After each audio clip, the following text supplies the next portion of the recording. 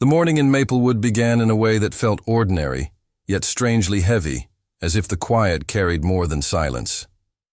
I stood outside Murphy's Corner Market, a coffee steaming in my hand, trying to shake the feeling that the town was too still, not the comforting stillness of peace, but the kind that made you clear your throat just to prove there was still sound in the world. The sun slid across the pavement, pouring through the branches of old sycamores. A school bell chimed faintly in the distance, and a black SUV rolled down the street with a caution that seemed almost deliberate, as though it didn't want to wake the neighborhood. I didn't know then who was behind the wheel. But later I would learn it was Daniel Cross, director of the FBI, a man whose name belonged in headlines and congressional hearings, not on a quiet suburban street. At that moment, he was simply a tall, composed figure, driving himself to a meeting with the governor. No escort, no motorcade, no fanfare, obeying every rule, steady hands on the wheel, eyes forward. If you blinked, you could have missed him. I didn't blink. What I noticed more than the SUV was the patrol car tucked 2 blocks behind, headlights off, nose low, tracking with a kind of hungry patience that immediately unsettled me. It was driven by Officer Jack Whitman, a man whose reputation traveled faster than his car. You could live in Maplewood for 10 minutes and still hear his name. Ex-military, uniform crisp, boots polished to a shine, jawline rigid as if carved out of regulation. People called him decisive, but in the way that carried another meaning too. He was known for refusing to be second-guessed, especially by people who didn't look like him. Rumor, reputation, shadows that follow a man until they feel like fact. Whatever the truth, everyone had an opinion, and that morning Whitman was making decisions with a certainty that set my teeth on edge. He glanced at the onboard computer, tapped the steering wheel, and eased forward, angling closer to the SUV like a fisherman moving toward a ripple.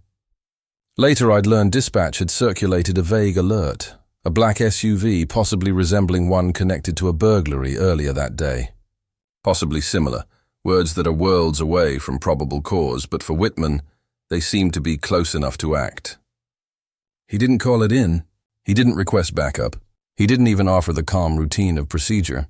He simply slid his cruiser into the next block, eyes fixed on the SUV that held its lane without twitch, hands at 10 and 2, head steady, not a single sign of evasiveness.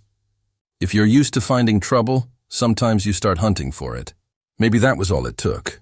Maybe it was the way the cruiser edged closer than it needed to, or the way the SUV didn't react, as if the driver knew he was being watched and chose stillness over any movement that could be misread. Or maybe it was simpler, that in Maplewood a black man in a black SUV was enough to draw suspicion. Whitman's left hand held the wheel, while his right hovered near the holster, not resting exactly, but close enough to remind anyone watching that the option was there. His posture told a story his words had not yet spoken, the look of a man whose mind was already filling in the blanks, searching for the last sentence that would make his story true. I'd seen him before, run plates, loop a block, ask a sharp question before writing a warning. But this wasn't the same.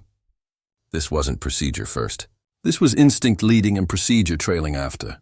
The SUV eased toward the curb, a signal flashing, a smooth, deliberate pullover beneath a row of trees that had witnessed 1,000 uneventful mornings. No screech of brakes, no sudden movement, just the quiet decision of a man who seemed to understand that if something was coming, better to face it in the open. Through the glass I could see his profile now, older, steady, composed, the face of someone who had long ago learned to keep his pulse out of his voice. He cut the engine and did not reach for anything, not registration, not a phone, nothing that could be mistaken for resistance. Whitman flicked on his lights without a siren, authoritative but not urgent, and parked angled too close, the kind of position meant to remind the other driver who controlled the script. He stepped out with that controlled march that came from training grounds and long service, his movements crisp, deliberate, practiced into his muscles. I remember thinking how unfair it already felt. One man doing everything the law asked, another man treating suspicion like permission. I'm not a lawyer, but there's a feeling you get when the scales lean before anyone speaks, and that weight sat in my chest as Whitman approached the window. Inside, the driver raised both hands slowly, palms resting high on the wheel. That gesture carried history. You don't need words to understand it. Generations of fathers had passed it down to sons. Keep your hands visible. Let them see you are no threat. Because survival often depended on it. From where I stood, I could see the calm in Cross's shoulders.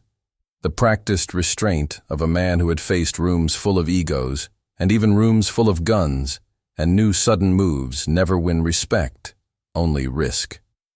Whitman stopped at the window, close enough to measure the space with invisible inches. He didn't smile, didn't lean in. His presence itself was the demand. His lips moved with clipped words I couldn't fully hear over the rumble of a delivery truck. But the tone was unmistakable, an order, sharp and unquestionable, the kind that assumes obedience before it allows explanation. Cross turned his head, answered in a voice so low and even I wished I could bottle it. Careful, deliberate, asking for the reason of the stop. Not defiance, not argument, just the calm insistence that the law works both ways. Whitman shifted his weight, hand grazing the air near his holster again. Around us the town began to notice. A clerk in the market doorway, towel slung over her shoulder, eyes narrowed. A jogger slowing, tugging out one earbud, then the other, disbelief etched in his face. The quiet that had unsettled me earlier now felt electric, waiting to snap. And all the while, the SUV sat flawless. No rolling stop, no broken tail light, no drift across a line. Nothing to justify this scene except suspicion made flesh in a uniform. I felt my shoulders tense, though I stood yards away with coffee warming my palm. Cross stayed motionless, not frozen, but present, his stillness the opposite of fear. It was the steadiness of someone who knew that sometimes restraint is the only weapon you can use. Whitman didn't call for backup. He didn't seek a cooler voice on the line. He trusted his own heat and pressed forward, certain of his judgment. And I, a bystander with a front row seat, felt a truth heavy behind my ribs. We were standing at the edge of something unfair before a word was raised. Before a law was cited. Before anyone else could name what was happening. A black man in a black SUV, hands open, doing everything right. A white officer with a story in his head and a gun at his side. A street that liked to think itself quiet, now holding its breath for what came next. That was Maplewood at 8:07 a.m., and we hadn't even reached the worst of it yet.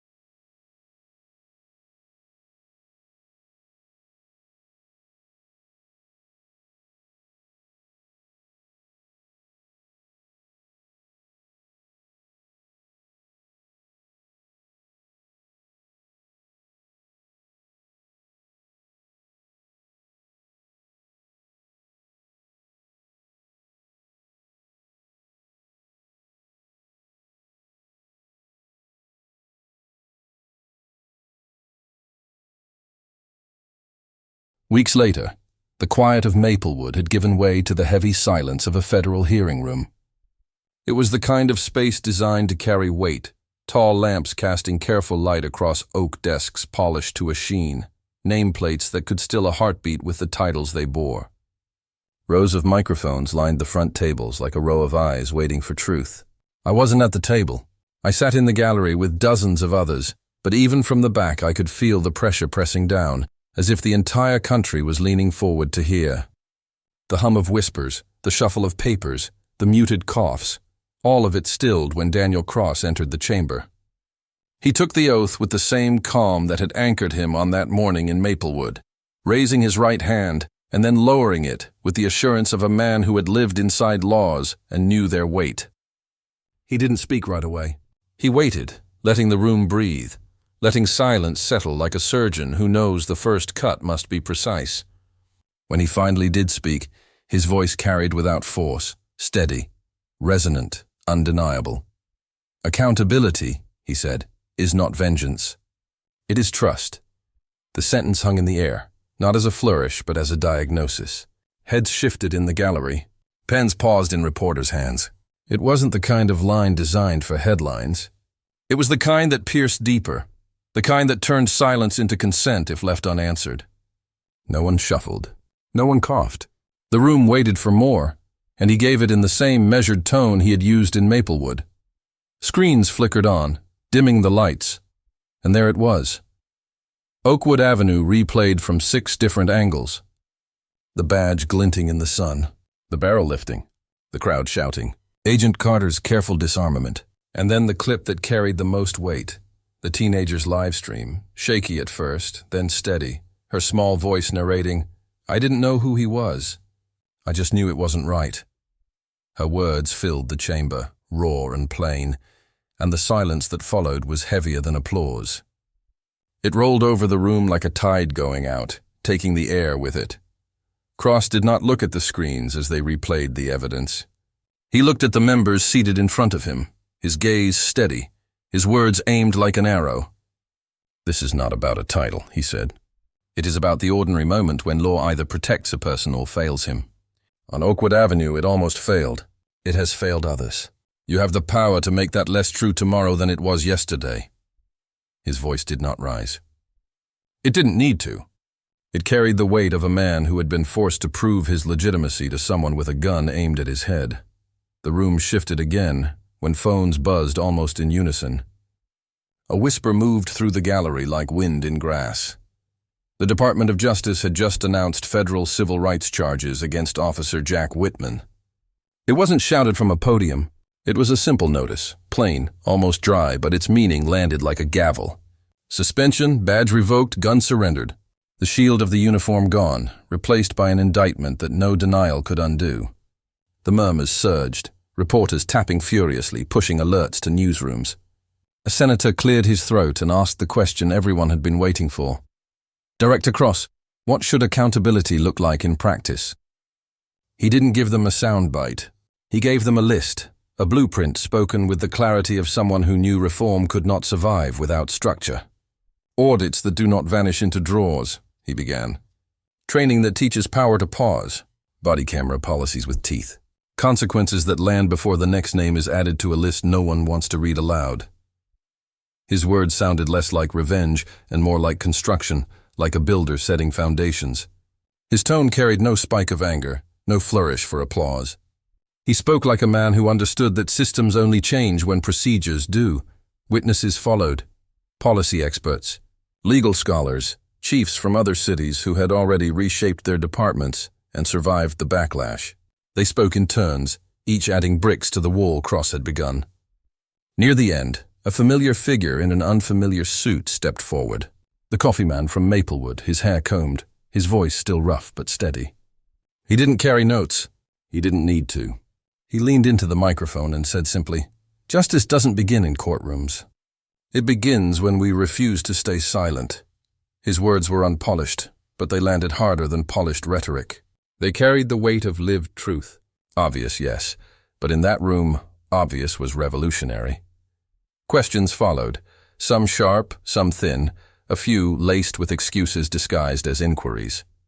Cross answered them all in the same tone he had used that morning behind the wheel. Measured, exact, refusing to be baited into anger that would change the subject. He stayed rooted, in fact, his presence a shield against deflection. If he was tired, he did not show it. His calm forced the room to remain on the subject. What happened, what it meant, what must change. The clips replayed again, not for drama but for the record. The teenager's live stream was entered as evidence, the corner store's camera cited by case number. The 5 minutes on Oakwood Avenue were no longer rumor or debate. They were now a matter of congressional record, part of the country's paperwork. Reporters posted headlines from their phones. DOJ brings charges in Maplewood stop. Officer indicted in FBI director confrontation. Viral video prompts federal action. It was history, unfolding in real time, not because the system chose to see itself, but because ordinary people refused to look away. Cross closed his testimony with the same steady tone. The goal is not punishment for its own sake, he said. It is a public promise kept, so that a morning like ours does not depend on luck, cameras, or titles. Trust is policy. He let the words stand, then paused, letting the silence confirm them. A gavel fell. Papers rustled. People stood blinking into sudden light. Outside, microphones bloomed like flowers, reporters hungry for reactions. Some witnesses stopped to speak. Others hurried past. I stayed behind, watching the foam of headlines roll outward, each wave carrying the story farther. In the weeks that followed, the meaning of that hearing reverberated.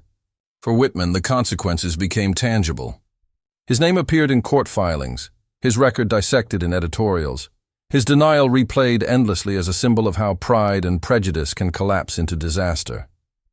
And then came the moment that lingered even longer than the charges. A letter written from his cell. The handwriting was stiff, uneven, the words unpolished but clear. I believed I was defending the public, he wrote. I see now I was defending my fear. No excuses, no pleas for sympathy, only a late confession finally put on paper. It didn't absolve him, but it echoed through the public like a delayed admission of what everyone had already seen with their own eyes. Cross did not hold a press conference in response. There were no staged declarations, no flashing lights. One evening, as the sun slid low across Maplewood, he walked down a quiet street alone, his coat unbuttoned, his steps unhurried.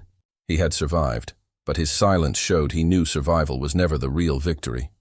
The victory was larger, the fragile, necessary belief that millions of others might now trust the law a little more than they had the day before.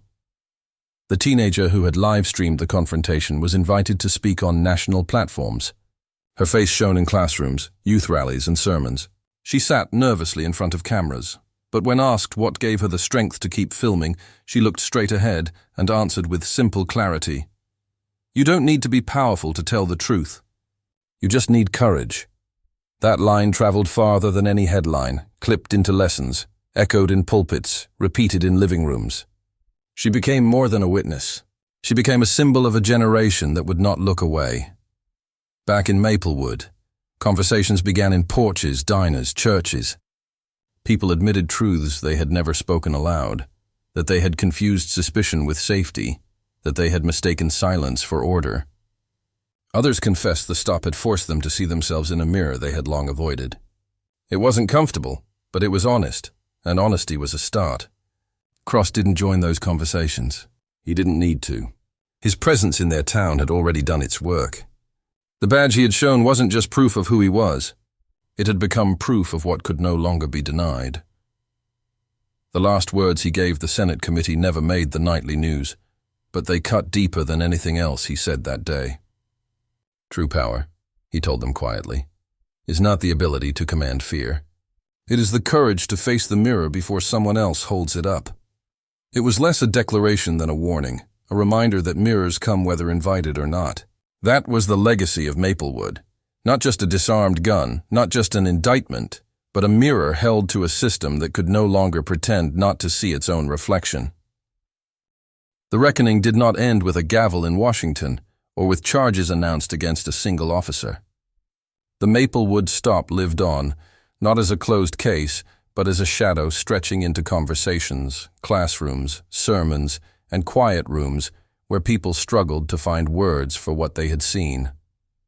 The block itself still looked the same, the row of sycamores bending over Oakwood Avenue, the corner store with its bell above the door, the market clerk who had stood with her towel like a shield, the patch of sidewalk where the man with the coffee had shouted until his voice cracked. But the memory clung to every detail of the street. It was no longer an ordinary place. It had become a stage where the country had glimpsed itself in an unflattering mirror. And no coat of paint, no polite silence, could make that reflection disappear. For Daniel Cross, the director of the FBI, the end of the hearing was not the end of the story. He walked through those days as he always had, quiet, disciplined, carrying his role without flourish. There were no victory laps, no self-congratulation. He understood that what had happened was never just about him. He had survived, yes, but survival alone was not triumph. The real weight was knowing how easily it could have gone the other way, and how often it had for men without titles, without cameras, without the luck of witnesses. He carried that truth like a stone in his pocket, heavy but grounding. His silence in public was not emptiness. It was respect for the millions of voices that had carried the story forward. Voices that had refused to let denial bury reality. For Whitman, silence came differently. The uniform was gone, the badge stripped, the gun surrendered. He sat in a cell, his name printed across indictments and headlines, his past unspooling in front of him like film reels he could not pause. For weeks he said nothing. Pride had been his shield, denial his weapon, but neither survived the light of record and replay. Then one day, when the noise outside had slowed and only the scrape of pen on paper filled the room, he wrote.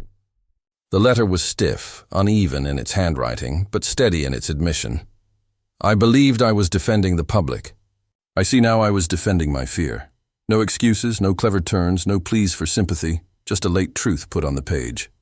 For some, the words came too late. For others, they landed like a sigh of recognition. Even prejudice, when stripped of its armor, could see itself for what it was.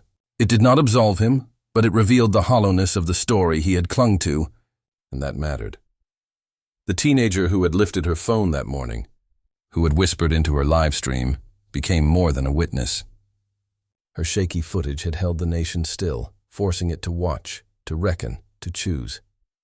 In the weeks after, she found herself in front of cameras again, this time by invitation, sitting in studios, classrooms, and auditoriums. She was nervous, her hands clasped tightly in her lap, but her voice carried the same honesty as it had on Oakwood Avenue. When asked what gave her the strength to keep filming, she looked forward and said simply, "You don't need to be powerful to tell the truth. You just need courage." That line traveled farther than she could have imagined. It was clipped into lesson plans, quoted from pulpits, printed on posters. In churches, youth rallies, and living rooms, her words were repeated until they became something larger than her, a reminder that ordinary bravery can rewrite history. She had not set out to become a symbol, but the truth does not ask for permission before it makes one. Maplewood itself began to shift. In diners and porches, people who had always worn silence like a badge of order began to speak. At first, the conversations were cautious, halting, full of qualifiers. But slowly they sharpened, becoming truer. Neighbors admitted things they had never said aloud, that they had looked away from prejudice, mistaken suspicion for safety, confused authority with truth. Some confessed that watching Cross's restraint in the face of a drawn gun forced them to ask what they themselves would have done, or failed to do, without witnesses, without cameras. It wasn't comfortable, but for the first time it was honest. That honesty spread in ripples, changing not the look of Maplewood streets but the way people walked them, more aware, more willing to face what had been easier to ignore. Cross did not join those conversations. He didn't need to. His presence had already done its work. His badge had been proof not of his title but of a truth that prejudice had tried to deny. By holding still, by refusing to flinch, he had shown what could no longer be dismissed. The story had grown beyond him. It wasn't about one man's authority. It was about a system that had been forced to face itself, and he understood that. He didn't need his voice added to the noise. His silence was part of the story too. The silence of a man who knew that the victory belonged to the truth itself. not to the one who carried it for a moment. The last words he gave at the Senate committee never made the nightly broadcasts, but those who heard them carried them like a warning. True power, he said quietly, is not the ability to command fear. It is the courage to face the mirror before someone else holds it up. It was not a declaration, but a reminder that mirrors come, whether welcomed or not. That line lingered longer than the headlines, finding its way into essays, sermons, and private thoughts. It was a call to look, not away, but directly into the reflection, however uncomfortable it might be. The legacy of Oakwood Avenue became more than footage or charges. It became a map of a storm that had always been there, unseen by those who had the privilege not to look. People replayed the clips, not out of voyeurism, but out of recognition. The badge gleaming, the dismissal, the gun, the restraint, the disarmament, the words that reframed it all. They replayed them to remind themselves that truth does not vanish when cameras stop rolling. It lingers, demanding to be answered. For some, the aftermath felt like grief. They thought of all the names never caught on camera, all the lives ended without witnesses, all the mornings when restraint had not been enough. For others, it felt like a fragile victory, proof that exposure could spark accountability. For most, it felt like both at once, relief that tragedy had been avoided, sorrow at how close it had come, anger at how many times it had gone the other way. The teenager's clip continued to be shared. In classrooms, teachers paused to let the moment breathe, to let students feel the weight of what they were seeing. In churches, pastors quoted her line about courage, urging their congregations not to look away from injustice. In homes, parents showed their children the footage, telling them that silence was no longer an option. Her voice, small but clear, had outlived the morning, echoing in places far from Maplewood, and so the story of that day lived on. Not in the barrel of the gun that had threatened to end it, but in the questions it forced everyone to ask. What do we defend, our safety or our fear? Where does silence protect us and where does it betray us? What happens when authority is confronted not by violence, but by truth, restraint, and witnesses who refuse to look away? For Maplewood, for the country, for anyone who had ever thought justice was someone else's job, the answers became harder to avoid. It did not feel like triumph. It felt like something deeper, the quiet shift that comes when the weight of truth forces you to stand straighter. Justice, in the end, was not a cheer, not a headline, not a courtroom speech. It was an echo that lingered, asking if we were brave enough to answer back. It was a mirror held up to a nation, demanding that the reflection finally be seen. And that was the legacy Daniel Cross carried, the legacy the teenager broadcast, the legacy Maplewood would never shake. Justice had not shouted that morning. It had whispered, and the whisper had been louder than a gunshot.